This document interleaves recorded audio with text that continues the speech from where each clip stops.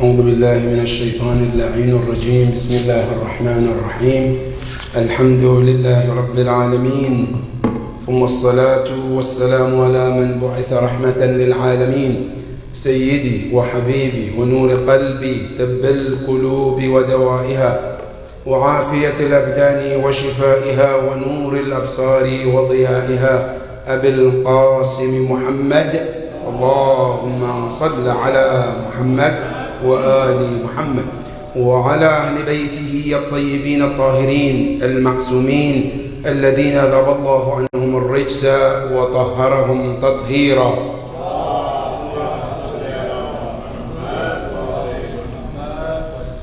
أما بعد، فقد قال الله سبحانه وتعالى في محكم تنزيله: أعوذ بالله من الشيطان الرجيم. بسم الله الرحمن الرحيم.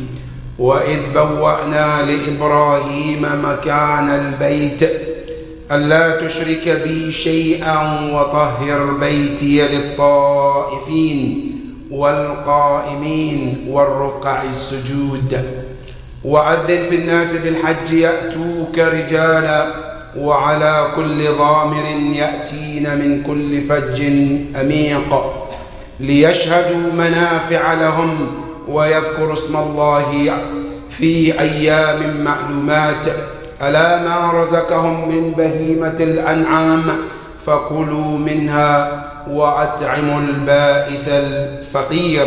صدق الله العلي العظيم. اللهم صل على عباد الله. أوصيكم ونفسي بتقوى الله. My dear brothers and sisters, Assalamu alaikum wa rahmatullahi ta'ala wa barakatuh. Allow me once again to remind one another about taqwa Allah subhanahu wa ta'ala. One of the important message of Jum'ah is to remind one another about taqwa Allah. That is why our maraja, our scholars, they said that before the khutbah, it is must for Imam al-Jum'ah to say something about taqwa. It's must. Which means you cannot lead Jama'ah on the day of Jum'ah without talking about taqwa. Because Friday is the day that Allah chose us to come together to remind one another about Allah subhanahu wa ta'ala. And that is why taqwa Allah is so important, especially on Fridays. This taqwa Allah, as we speak about, taqwa Allah is like security you buy for yourself from Allah subhanahu wa ta'ala. But this security that you buy from Allah, you have to initiate it first. Well, let me give you an example. As we live in America, it might be easier for us to understand and comprehend the point that I'm trying to make. When we buy a car, we buy a house, we know for sure by the law of the land you're not allowed to drive without the insurance. We know by the law you're not supposed to live in a house without insurance. The moment you buy the house, if anything happened before you sign the contract with any insurance company, if anything to happen, who's responsible? You. But when you sign the contract with the company and something happens, who's responsible? The company. The same thing with Allah subhanahu wa ta'ala. When we talk about taqwa Allah, Allah subhanahu wa ta'ala says that this taqwa is your own security. But before it becomes security that Allah takes care of you, you have to initiate it yourself. You have to start. That is why taqwa Allah, you will start the effort from yourself first. But when you reach to some stage, then Allah says, I am taking it from you now. I will take care of you from this point.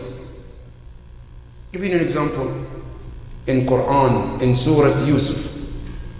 Prophet Yusuf alayhi salam, he was one of the practical example for all of us. Yusuf alayhi salam started his life with taqwa, which his father Yaqub alayhi salam saw it from the beginning. When Yusuf reached at some stage, Allah subhanahu wa ta'ala said to him, Ya Yusuf, it's no longer your job to protect yourself. It is our job to protect you. And when was that?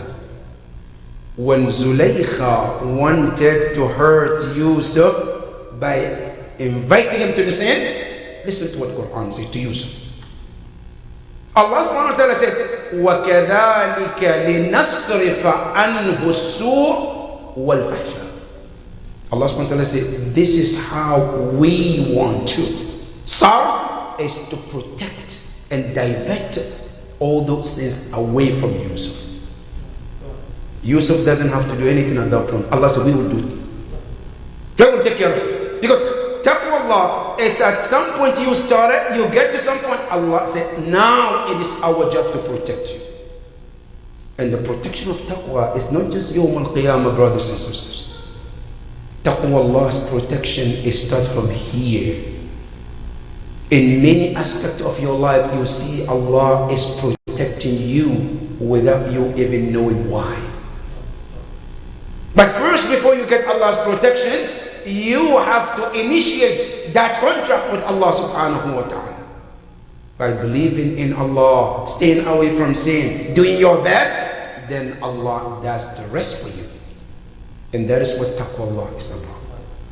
But the first step in taqwa, the first step that we can take is to constantly keep in mind He is watching. If we can keep in mind every step that I take, everywhere I go, what I say, what I love, what I do, if I can keep in mind He is watching, that is the first step of taqwa. May Allah subhanahu wa ta'ala help us to attain the taqwa, Ya Rabbil Alameen. Ya Allah, day in and day out, help us to achieve taqwa Allah, Ya Rabbil Alameen.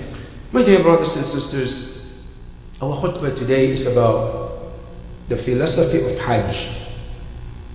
Philosophy is a word that is used in Arabic, as some scholars believe is a Greek word. And then it was used in Arabic too. And philosophy meaning al-hikmah, wisdom. When we say philosophy of Hajj, we're talking about what is the wisdom that we can learn from this great ibadah of Islam. We know for sure that every act of worship that we do in Islam, there is a wisdom behind it. Whether we understand or we don't, there is. Starting from salat, wudu, facing qibla, every aspect of our ibadah has a wisdom. But the wisdom sometimes we might not understand, and some Ahlul Bayt and the Prophet taught us about it. Hajj is one of them. Hajj contains so much wisdom that Ahlul Bayt alayhim salam, they shared with us. And as you know, if not because of what is happening in the world today, I know most of us would have been in Hajj this year. This is the time of Hajj. But whether we are in Hajj or not, we're still connected to that house 5 times a day. Through our salat, 5 times a day we're connected to Baytullah al-Haram, whether we like it or not. And so as we connect with that house, also through Hajj every year too. And that is why we're talking about this important lesson we can drive or learn from Hajj. Hajj has many wisdoms. One of them is called Al-Bu'dul Akhlaqi al-Hajj, which means the spiritual gain of Hajj. When we go to Hajj and we perform those rituals, one of the lessons, one of the benefits one can draw from this act is strengthen your relationship with your Creator. As every action that we do or every ibadah we do, it has this aspect, whether it be fasting. Because one thing we have to remember, brothers and sisters, every act of ibadah we do, the purpose of it is taqwa Allah. At the end of your ibadah, any act that you do, at the end of that ibadah, there have to be something that brings you closeness to Allah. And if there is no taqwa Allah in that act, then the act is not worthy. Every ibadah we do, the purpose is to bring us closer to Allah. Now, give you an example. As salat, when we perform, what do we say in our niyyah? I'm performing salat al-fajr qurbatan ila Allah ta'ala. The purpose is not about ruku and sujood and that's it. The purpose is after my salam, this salat brings me closer to Allah subhanahu wa ta'ala. When I read Quran, the purpose is not just to read the words. The purpose is at the end of my recitation, I gain some closeness to Allah subhanahu wa ta'ala. When I fast during the month of Ramadan, the same thing. That's why Quran says, كُتِبَ عَلَيْكُمُ الصِّيَامُ كَمَا كُتِبَ عَلَى الَّذِينَ مِنْ قَبْلِكُمْ لَعَلَّكُمْ تَتَّقُونَ. It's not about hunger and thirst. The purpose of your fasting is at the end of the Ramadan, you gain taqwa Allah. Hajj is the same thing. When we go to Hajj, the purpose of all actions that we do is to gain that spiritual closeness to Allah.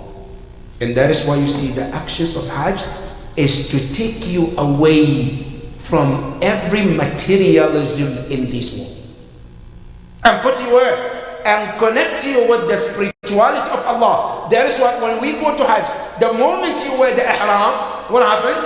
Almost 25 things becomes haram.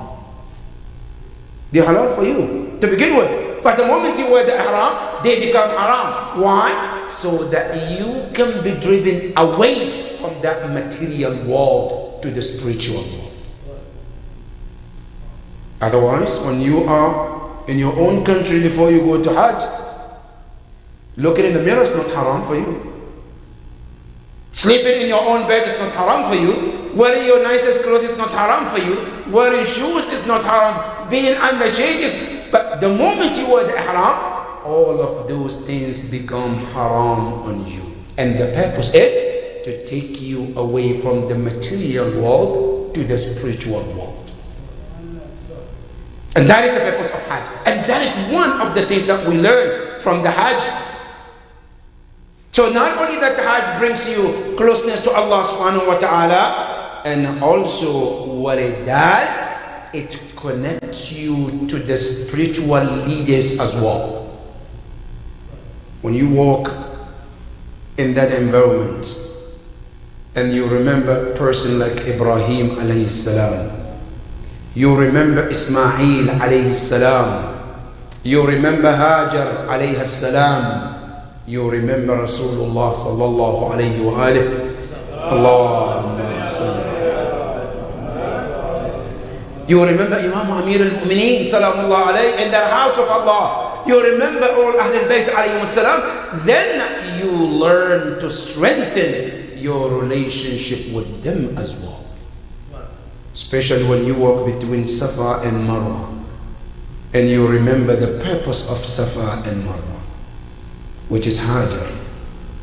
You walk to Mount Zamzam and you drink from it and you remember Ismail alayhi salam. All of these activities brings you and strengthen your relationship with Allah and those chosen ones of Allah subhanahu wa ta'ala. And that is one of the benefit of this Hajj. And not only that, as you finish your Hajj, you become a newborn. من حج ولم يرفث ولم يفسق رجع كيوم ولدته أمه. Whoever goes to Hajj performs the rituals according to the teachings of Allah and Ahlul Bayt, did not go against the teachings of Quran or Hajj. The hadith says he returned like the day he was born or she was born. which means he returns without a sin. Clean from sin, which means a person, when you go to Hajj, one of the benefits is you will get that strength of relationship with Allah subhanahu wa ta'ala. And that is one of the benefit of philosophy of Hajj. That's number one. Number two, and it's called al-bu'd al-siyasi. You know, a lot of time people think Islam is not a religion of politics. So there is difference between politics and religion. But you know, Ahlul Bayt alayhim as-salam, what they said, siyasatuna aynu dinina wa dinuna aynu siyasatina. Our religion is our politics, and our politics is our religion. So you cannot be a Muslim, a practicing Muslim, say, I don't know. Yes, in the false politics, misleading politics, that dirty politics, we're not involved in that. But the teachings of Islam, the guidance of Quran, we are part of it. And the same thing Ahlul Bayt alayhim as-salam. Every aspect of Islam that we do, every practice that we do, there is a different aspect that we learn from it.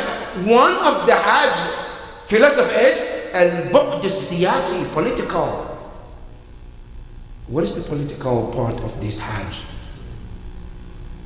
Is to show the enemies the might of Muslims and the power of Muslims.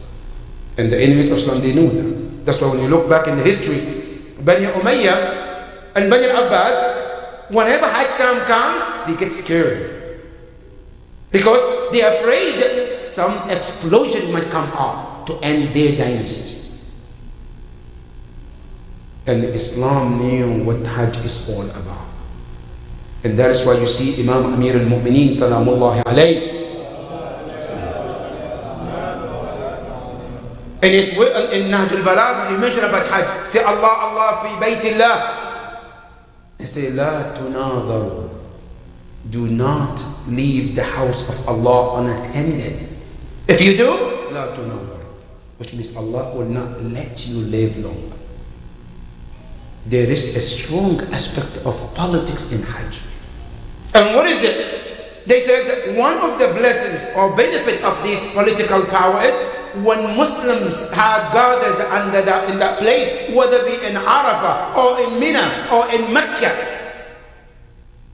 that conference, that international conference itself is a message to the world.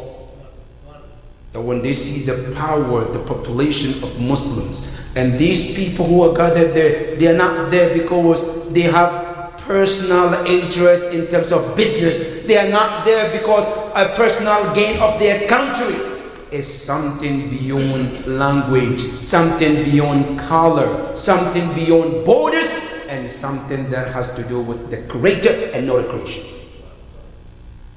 When people gathered under that umbrella of Allah and the Prophet, that power itself sent a message to all the tyrant of the world. And it's a message to them that there is a leader and there is someone who is controlled, and that is Allah subhanahu wa ta'ala. We might have different languages, different colors, different of ethnicities, but the end, one thing brings us together. And that is La ilaha illallah Muhammadun Rasulullah.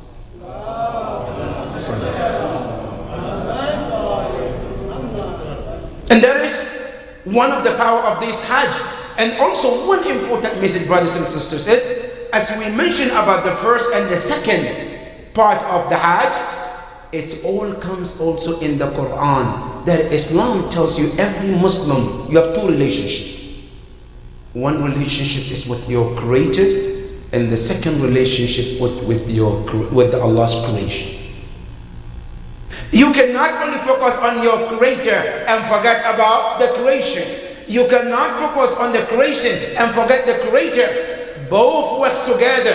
You deal with the creator first, and then you turn to the creation as well. And that is why when you look in the Quran, Allah subhanahu wa ta'ala says, Ya ayyuhalladhina amanu ati'u Allah وأطيعوا الرسول. Allah is Allah, Al-Rasul is a human being. Another ayah, Allah said, أقيموا الصلاة وآتوا الزكاة. Establish relationship with Allah through your prayers and then take care of humanity. Two relationships that you cannot ignore. And the Hajj gives you both of them. After you strengthen that relationship with Allah through your ihram, through your activities, you also turn to humanity as well. And that is called al-bu'd siyasi. That's number 2. And number 3, and it's called al-bu'd al-iqtisadi, economical part. Hajj is not just to go and perform Hajj and turn and leave. No. Hajj is another aspect too, about money, economy. That's why when you look at the ayah we just read in Surah Al-Hajj, Allah subhanahu wa ta'ala said to Ibrahim, وَأَذِّن فِي النَّاسِ بِالْحَجِّ يَأْتُوكَ رِجَالًا وَعَلَى كُلِّ ضَامِرٍ يَأْتِينَ مِنْ كُلِّ فَجٍّ أَمِيقٍ. Then he said, لِيَشْهَدُوا مَنَافِعَ لَهُمْ.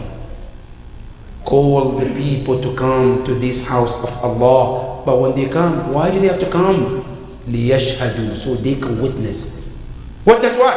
Manafi', benefits for them. Now one of the benefits here, they asked Imam al-Rada alayhi salam, I said, what is the meaning of manafi', benefit that Allah is talking about here? Then Imam said, manafi'ul ma'nawiyya wal manafi'ul madiyya. To gain the spiritual gain and also material gain too. That's why our Maraj, he said, when a person goes to Hajj, can I take some things to go sell there and make money? Yes, you can. I get to Hajj, I did my Hajj, can I buy things to come home and sell and make money? Yes, you can. Will that be breaking the bridge of Hajj? Not at all. One of the benefits of Hajj is to make money too. Islam is not a religion that tells you just sit in the masjid and not be concerned about your economical growth. No. That's why even Surah Al-Hajj, Surah Al-Jum'ah that we read in Salat Al-Jum'ah, Allah tells you, فَإِذَا قُضِيَتِ الصَّلَاةِ فَانْتَشِرُوا فِي الْأَرْضِ وَابْتَغُوا مِنْ فَضْلِ اللَّهِ.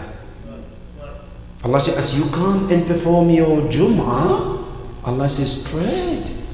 Go seek the blessings. Work to earn halal. Work to earn your livelihood. Don't just sit in the masjid 24/7. Just subhanallah, subhanallah. No, work. Earn the blessing of Allah subhanahu wa ta'ala.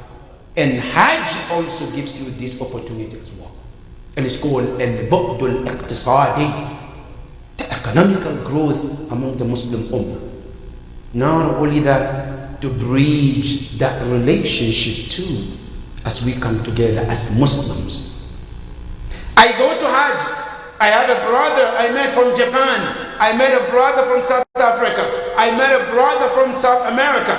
Right? We can bridge some business together so that we can work as Muslims, sending things to a brother in South America or North America so they can benefit from what we have and we can benefit from what they have.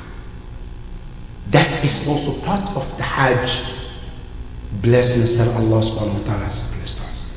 And it's called al-bu'd al-iqtisadi. Now the fourth one is called al-bu'd al-thaqafi, cultural gain. You know, Islam is not against culture. Islam welcomes all cultures, provided that they are not against the teaching of Islam. Otherwise, when you look at the prophets, every prophet that Allah sent, Allah never take another prophet from different culture to the people, which has nothing to do with their knowledge or their culture.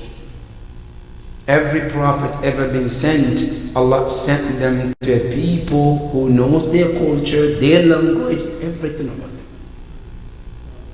So when Islam tells you about culture, Islam doesn't come and say, oh, because you're African, so you become a Muslim, you have to cut all your culture. No, Islam doesn't say that.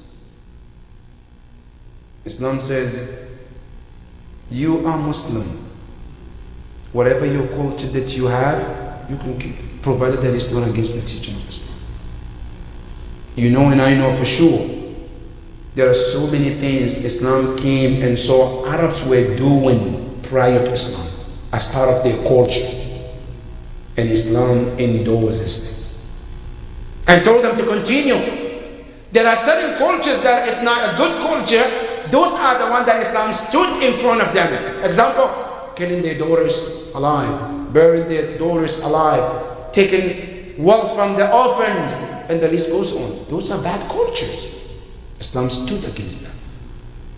But there are certain cultures, when you look, it didn't start by Islam. And I'll give you one of the examples. Today we have a concept of what we call al-khums. If you look, khums, today which is practiced among the Shia school of thought. You know, this khums was started by the grandfather of the Prophet, before the Prophet was even born. That this Hashim, when he goes to war and he gains something, he comes and he says, look, we gained this fight, we gained all of this, but we know we didn't do it alone. There is Allah's support in it, so I need to give some portion for God. And he takes some percentage dedicated for God. And when Islam came, Islam endorses that too. وَاعْلَمُوا أَنَّمَا غَنِمْتُمْ فَأَنَّ لِلَّهِ خُمْسَهُ وَلِرَسُولِهِ. The ayah came later on to accept that culture. So when we talk about culture, when we go to Hajj, Islam tells you, learn from one another's culture.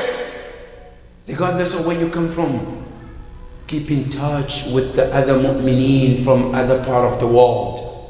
Learn from those cultures. Maybe some cultures might help you in your part of the world. And that is one of the purpose of we being in Mina. When we're in Mina, one of the purpose in Mina is what? To sit there. Some of us, when we go to Hajj, as we sit in Mina, it's just going around looking from one tent to another. Which tent is so good? Which tent it looks cool? Let's watch some people. No, mashallah, this tent is the best. But that's not the purpose of Hajj. The purpose of Hajj during the time of being in Mina is to network with the other Muslims based on different levels. One of them is the culture. Learn other people's culture that is good. Learn to know these Muslims in this part of the world, how do they solve certain problems in their community?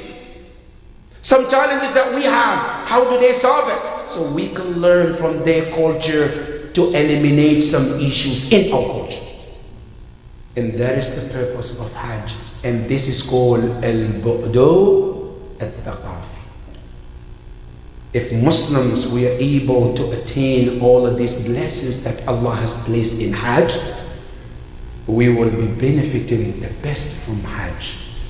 And I pray to Allah subhanahu wa ta'ala to help us to benefit from Hajj, Ya Rabbal Alameen.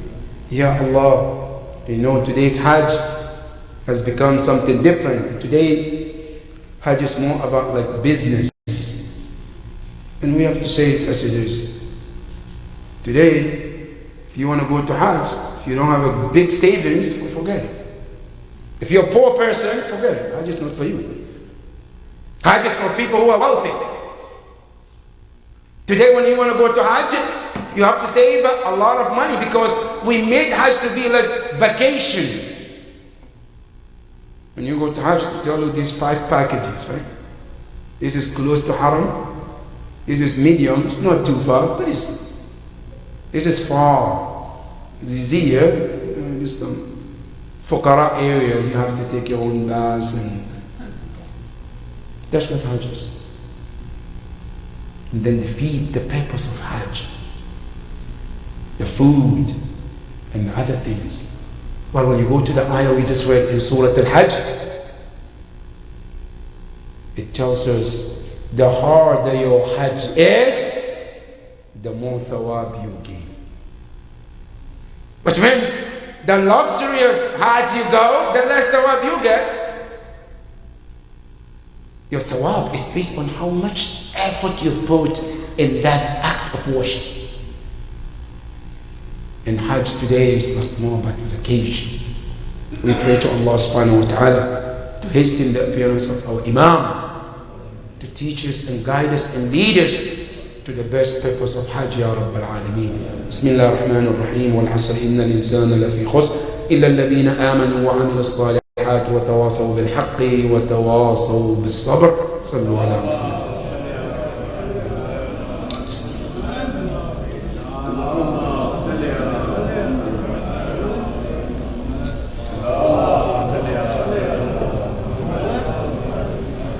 بسم الله الرحمن الرحيم. الحمد لله رب العالمين، ثم الصلاة والسلام على أشرف الأنبياء والمرسلين، حبيبي وحبيب إله العالمين، لا سيما آخرهم قائم أهل بيت محمد المهدي المنتظر، روحي وأرواح العالمين لتربة مقدمه الفداء.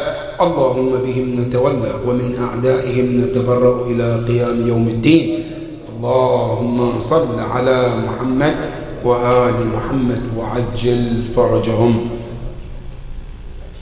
My dear brothers and sisters, the event of this week, one of them is 25th of Zul-Qa'dah, which is known as Dahwul Ard, or Eid Yawm Dahwul Ard.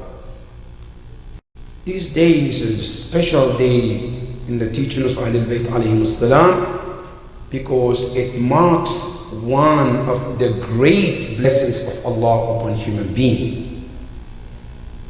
When you look in the Quran, the earth the way it is today, it is one of the blessings of Allah upon human being.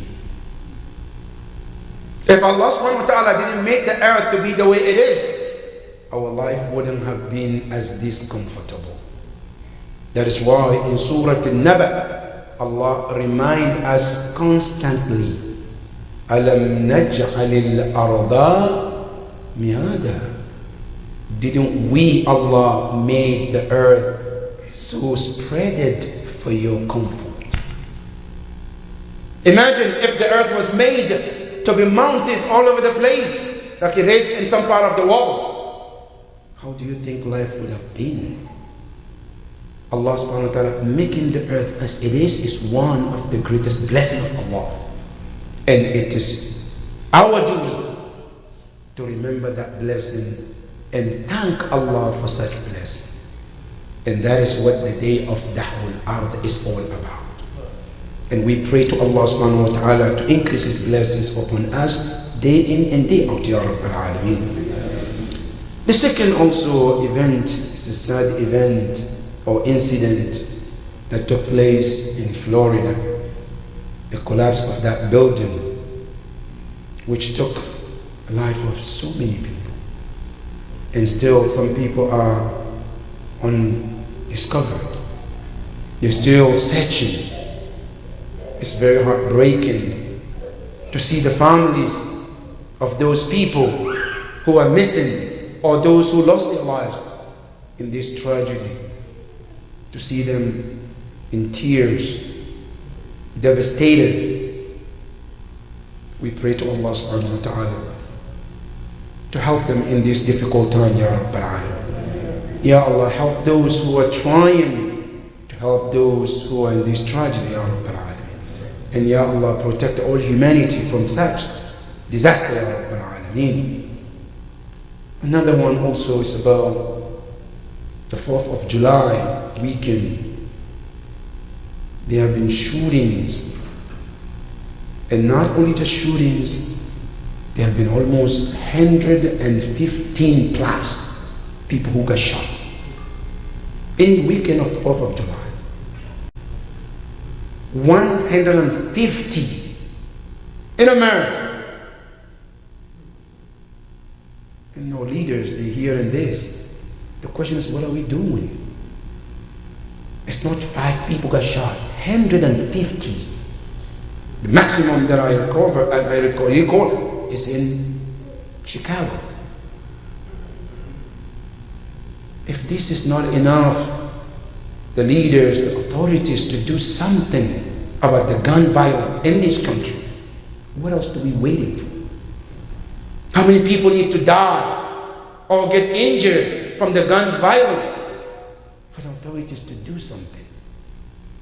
It's really heartbreaking to hear how much violence these guns has become and continue in our society. We pray to Allah subhanahu wa ta'ala to help calm these things down, Ya Rabbil Alameen. And may Allah subhanahu wa ta'ala make it easier for all humanity, Ya Rabbil Alameen. The last not the least also is about Japan, the mudslide that took lives of some people. Also it's another tragedy over there. We pray to Allah subhanahu wa ta'ala to protect all of us, Ya Rabbil Alameen. Ya Allah, we ask you, the world is going through crisis, difficulties, challenges, you name it. Ya Allah, make it easy for all of us, Ya Rabbil Alameen. Ya Allah, hasten the appearance of our Imam, Ya Rabbil Alameen. Ya Allah, our sick mu'mineen and mu'minat in this community, outside this community, across the world, Ya Allah, give them the fastest recovery, Ya Rabbil Alameen. Our marhumeen, especially in this community and outside this community, Ya Allah, be pleased with all of them, Ya Rabbil Alameen. بسم الله الرحمن الرحيم إنا أعطيناك الكوثر فصل لربك وانحر إن شانئك هو الأبتر صلوا على محمد وآل محمد عجل